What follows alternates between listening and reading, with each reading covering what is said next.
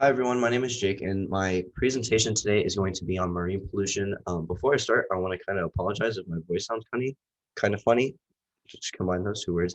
Kind of funny is I have a really bad cold, so sounding kind of iffy a little bit, but we'll get through it. But the before I get into my presentation, I kind of wanted to explain why I chose this topic, and some of you guys, as my classmates, may have heard that I am a professional fishing guide. I am a captain and I take people on fishing charters, mostly veterans. I run a nonprofit. So I'm on the water a lot. So this topic really affects me personally. And I see this a lot firsthand. So it being a topic that's so touching to me and me seeing it firsthand, whether rather than me seeing it on the news or through social media and me seeing the effects that it really has on the environment and how big of an issue it really is, um, it really made me want to kind of describe it to you guys more and kind of get dive into it because I feel like everyone kind of has a general thesis and kind of understanding of what marine pollution is. But I kind of wanted to dive into it a little bit more, explain a little bit better, and talk about how we can really resolve this issue as a whole. So the first thing that I wanted to talk about is what is marine pollution. Like I said, I feel like a lot of people have this general conception on what it is. So I really wanted to dive into it, break it down, and get into what it is specifically. So marine pollution is divided into two separate types of pollution, and those two different types are chemical pollution and plastic or trash pollution. So um, we're going to talk about chemical pollution a lot in this presentation because that's what we see a lot here locally in the Southwest Florida region, in Fort Myers and Marco, Naples. Even if you live up north a little bit more in um, toward the Punta Rasa area or in the North Fort Myers area or the Punta Gorda area, we see a lot of chemical pollution on this coast. Rather than us see plastic pollution, which is more of a worldwide thing. You hear a lot of these international news stations and a lot of social media will hear about plastic pollution or trash pollution, which is exactly what it sounds like. And I will talk about what makes up both these categories and what the kind of sub categories are to these. Um, on the next slide, but both of these types of pollutions are put into our waterways in one of two ways. So they can either be blown or washed into our environments, into our waterways. So being blown is simply just by the wind. If we have a strong wind, plastic or fishing line or all these different types of trash can be blown into our waterways. Same thing with pesticides or a certain type of chemical that is on our shoreline can be blown off of plants, grass, rocks, whatever that may be, can be blown into the waterways or washed. Washed, when it comes to wash, it can be simply from a sprinkler system, from your house or from a golf course, or it can be washed from a hurricane, like we saw in Irma, which had both wind and tons of water, which really affected the West Coast negatively when it came to chemicals. And or it can just be a simple rainstorm over summer when we have rainy season. So both chemical and trash, these are the two largest forms of marine pollution. These are the two biggest categories of it. Like I said, there are a ton of subcategories, and we're going to get into those right now in the next slide. And that's what is the difference between these two. Um, when I say these two, that being chemical and trash. So chemical pollution, and this is one that I'm going to kind of talk a little bit on and kind of expand upon. And like I said, this is the most common type of marine pollution that we see here locally in Fort Myers. Chemical pollution can be categorized as oil spills, which we saw years ago in the BP oil spill in the Gulf of Mexico. That was more toward, excuse me, Texas, but it was still in the Gulf and it still affected the marine life terribly in the coastline. We see pesticide runoff, which we see here a ton in Fort Myers when it comes to red tide. It can be sewage leaks, which we see a ton in Fort Lauderdale because Fort Lauderdale has a really bad sewage system and a really just poor management of it as a whole. And it can even come down to as just your local and every weekend fisherman going out on his boat and he has an oil spill, or even if he has a um, hydraulic fluid leak from his steering and that leaking into the water that can damage mangroves, it can damage reefs, it can kill marine life, it can kill shrimp and smaller marine life, and it's just overall um, any spill that goes into the water and causes damage to the ecosystem. When it comes to trash pollution is what we're seeing here worldwide. Like I said, this is what the bigger news stations are going to talk about. You see this a lot more on social media. And trash is any clothing, lost belongings from cruise ships. We saw the other day when we went on our field trip to 6 Mile, we saw that there was a fan in the water. That would be a form of trash pollution when it comes to marine pollution. Loose fishing line is a huge thing that I see a lot when I fish on the shorelines. A lot of shoreline fishermen or bank fishermen will leave their fishing line there. If it gets tangled, they just leave it there. Birds get tangled in it. Turtles get tangled in it. Fish. Broken broken fishing nets, water bottles is a huge one. That's probably the biggest one. Is water bottles. We see tons and tons of water bottles all over the ocean. But like I said, I want to talk about chemical because chemical is what we see here a lot in Fort Myers. So chemical, when it comes to chemical, what we're seeing here in Fort Myers is red tide. If you guys aren't familiar with red tide, Fort Myers and the Southwest Florida region are faced with a huge, uh, you know, huge red tide impact every single year. Whether it be as big as the previous year or if it's going to be bigger in the upcoming year, that we don't know. That's all dependent on the weather and how much pesticides are used.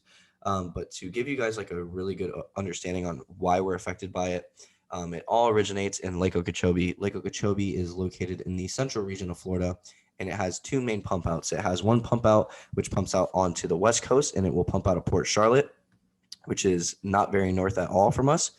And then we have the pump out on the east coast, directly adjacent to Port Charlotte. So what happens is all around the Lake Okeechobee area and all around the lake itself, which is where these local agriculture and farmers will pump water from to use for their filtration systems and use for their sprinkler systems for their farms. They put a ton and ton of pesticides on their crops. The most prominent crop that is grown in that region is sugarcane, and the most common bug that is found on sugarcane and will destroy those crops is whitefly. So there's a super strong pesticide that these farmers will put onto their sugarcane crops to ensure that their crops are not destroyed by whitefly. Over hurricanes occurring or rainy season or sprinkler system, washing those pesticides off, they're pumped into the freshwater waterways, which eventually run into the freshwater side of the Caloosahatchee River, which is about 30 minutes north of FGCU. It will then pump all the way into, it will go through a lock system. There's a total of 3 locks, and it will end up into the saltwater where it will pump out of Port Charlotte, which is not very far, like I said, north at all from where we are located here at FGCU. So what happens is the natural current flow of water in the Gulf will run that pesticide all along the coastline, north and south. We see Tampa Bay is also affected by red tide, not nearly as bad as the Fort Myers area because we are so close to Port Charlotte, but it's still affected. And that chemical pesticide is run all the way down our coast. It depletes oxygen and it puts a thick algae, a lot of times called green algae or blue-green algae, on top of our water, which will deoxygenate our water, killing reefs, killing local marine life. And a lot of case studies have been shown that if humans go swimming into a red tide polluted waterway with a open wound, a lot of times that wound will be infected so badly that a lot of times they are losing that limb. I know a lot of people that have happened to, whether that be a finger or a hand or a leg. It is seen a lot, sadly. And so not only does this affect our environment, this is affecting us too. So what can we do to prevent chemical pollution? This is the first thing we're going to talk about. We're going to talk about how we can prevent trash pollution as well. But I wanted to give everybody like a hope that there is something we can do, because there definitely is still fixing this. It's not too late at all whatsoever. So the biggest thing that I think would make an astronomical difference when it comes to chemical pollution is artificial reefs. So the thing about chemical pollution is that it destroys our natural reefs. So what happens with our natural reefs is once they're pretty much destroyed, they're not able to recuperate. They're not able to grow back. And these reefs provide thousands of hundreds of thousands of gallons of filtration for our water. It provides habitat for our marine life, and it is overall just a super important critical part to the marine life as a whole, whether that be the filtration of the water or the marine life. So artificial reefs, on average, an artificial reef can produce 250,000 gallons of clean water filtration per day. Not only that, it's going to provide a ton of shelter and habitat for marine life, whether that be bigger marine life or smaller. Non-toxic pollutants, these are a big thing as well. Whether the government give farmers a grant or you just make it an overall law that farmers must follow to think about sustainability, and instead of buying cheaper products that are super toxic toward our environment, to think about sustainability and buy maybe a little bit more expensive non-toxic products, so that way when it is washed into our waterways, it is not destroying our environment and our marine life. Reduce vehicle pollution. This was a really important one that I wanted to bring up as well. When it comes to this, I'm talking about reducing our carbon footprint, buying cars that don't produce a ton of carbon monoxide. Practice safe boating. This is one that I really wanted to bring up because I see this so often, being on the water 3 to 4 times a week. You see a lot of people, especially during the summertime, who are coming out renting boats, and they're not required to take a safety boating test at all. Pretty much you just pay the money, you get on the boat and you go and you have a good time. Nothing wrong with that. I just feel that there should be some sort of test that, whether there be an emergency whether you're having a gas leak and it's being pumped into the environment, there should be some sort of test that boater must take responsibility for and know how to stop an emergency, whether he is faced with one or not. Excuse me. Being that I fish so much, I really wanted to bring up the fish responsibly thing. I see a lot of people who poach and kill out of season. Super bad for the environment. Doesn't allow any conservation for our upcoming generations. And I feel like that should really be implemented and really be locked down on. And that will kind of lead us into my last topic on how we can stop chemical pollution. And that is to respect the habitat. And when it comes to that, I'm talking about whether you be on a grass flat or if you're above a reef, you need to respect that area. You need to know how to take care of it and not destroy it. If you run your motor over a grass flat, it's going to take around 25 years for that grass flat to grow back in that area that you destroyed. So just an overall learning and keeping people knowledgeable of what they're doing, and kind of just overall getting people up to date and, on the topic, and, what we need to do in order to fix things that we've caused damage to. So like I said, we just talked about chemical pollution, how we can prevent that. And now we're going to talk about how we can prevent trash pollution. The biggest one, and this is one that we've heard since elementary school, is to recycle. We see that Sovie, North Lake Village, a lot of the areas in San Carlos Park, none of these places have a recycling system. It's a strictly trash system. In our region specifically, if we were able to indict a recycling system, even if it costs a little bit more money on taxes, this would greatly reduce our trash pollution by enormous amount. Stopping the use of water bottles, using hydro flask or reusable bottles that are safe for the environment will overall eliminate the plastic bottles into our waterways. Stop the use of microbeads. This is a really important one. A lot of people don't know about microbeads. Microbeads are most commonly found in face washes. They are the small little plastic beads that will scrub your face and then clean your face. Once you wash those off your face, they're going to go into your drainage system, pump out into our ocean. Small bait fish eat those. Even larger fish eat those. Turtles, birds. Terrible for the environment. This one was pretty just basic. I felt like when you're outdoors, think about conservation. Don't just think about yourself in that moment. Think about upcoming generations and really think about caring for the environment. If we don't take initiative in taking care of the environment, eventually there will be none. And like a lot of people like myself who really enjoy being outside and love the outdoors, if we don't take care of it now, eventually there will be no outdoors. And a big one that I have actually partaken in multiple times is just involve yourself in beach cleanups or cleanups in general. There's tons of cleanups I see all over the internet, on Facebook, Instagram, Twitter, of all these different groups that will get into this next slide, doing cleanups. And just take a couple hours out of your day, get your service learning hours, and go pick up some trash. It's really not all that bad, and you meet some pretty cool people along the way. So I wanted to talk about on the last slide on what organizations are helping this fight, because these are some of the organizations you can get involved in. These are more global organizations, but you can definitely get into some local ones too. So the one that I wanted to talk about most is Captains of Clean Water. This is one that I'm involved in personally. Captains of Clean Water is all about the red tide and helping to restore the natural flow of water from Lake Okeechobee instead of it coming east and west. Originally, Lake Okeechobee's water supply ran south. That's why we never had red tide in the past. It would run all the way down to the Keys, and eventually our ecosystem and our environment would filtrate out all those toxins. Once it got to the Keys, over the years, that local or that natural waterway was paved over and used for residential areas and overall development. So Captains of Clean Water is all about restoring that natural flow and overall eliminating red tide.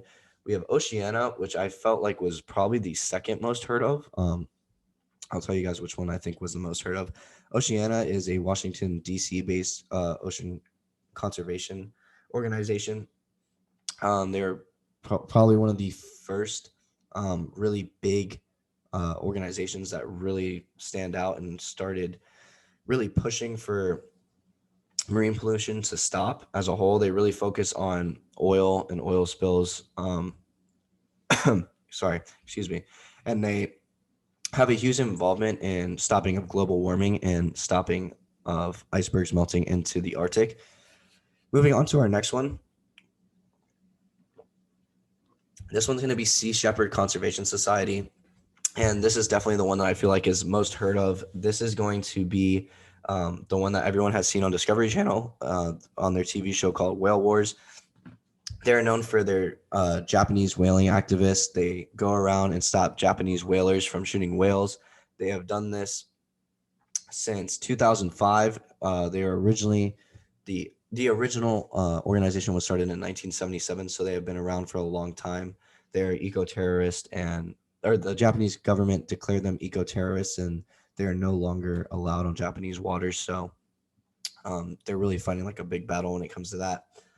Greenpeace, this was one that I really wanted to focus on because while everyone, all these different organizations focus on a specific topic, Greenpeace was one that really focuses on trash pollution. They focus on our plastic footprint and ending the flow of plastic into our oceans.